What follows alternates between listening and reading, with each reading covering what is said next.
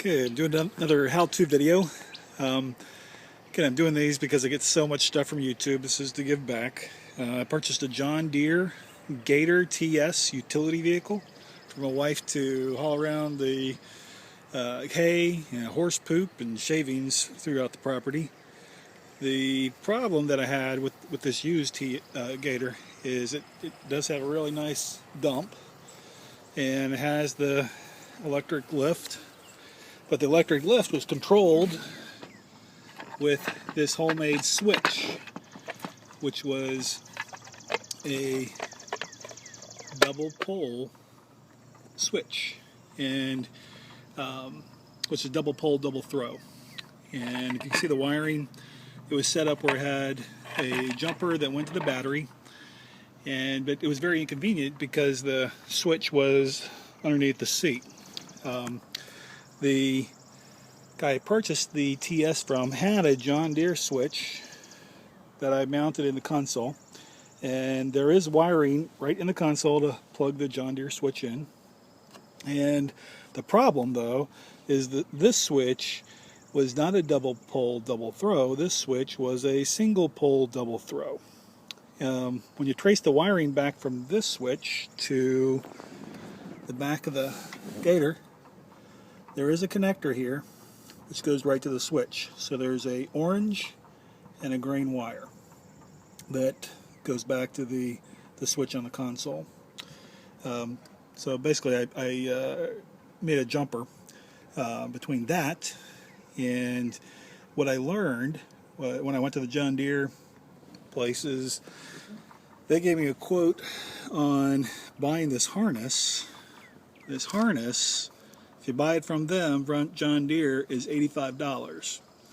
Then the harness had to have 2 relays, and each of those relays were also $22 each. I didn't want to pay that much just to make this thing work, because I was already working. I just want to make it more convenient for my wife to be able to raise and lower it. So I did a little bit of research, and I found this is the box for it. I got it on Amazon. This is a 12-volt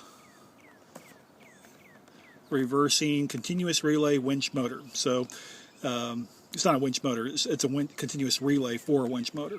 So if you get any of these winch relays, they should work, but this was one of the cheapest on Amazon. This is what it looks like. So it has 3 connectors at the top, one here. The battery plugs in here and here, and there is a connection on the Gator right here for the battery, but I didn't use it because they had already made a jumper wire for the previous box. And so battery goes here, and which is positive, negative, and then the wires that go back to the electric motor for the lift are right here. So it's just 2 wires, and it's just a reverse polarity motor. So when you do the switch, it just reverses polarity. So you have to have relays to reverse polarity. You couldn't just do unless you do the switch thing, the double pole double throw switch. So I made a jumper. These are the 2 wires that go back to the switch. Here's the wires that go back from the switch on the console. Here's a jumper that goes to the relay. So you just got to get the up and down right. And then this is the black and the red wire that go back to the motor. So to see how it works, and you just turn the switch on. And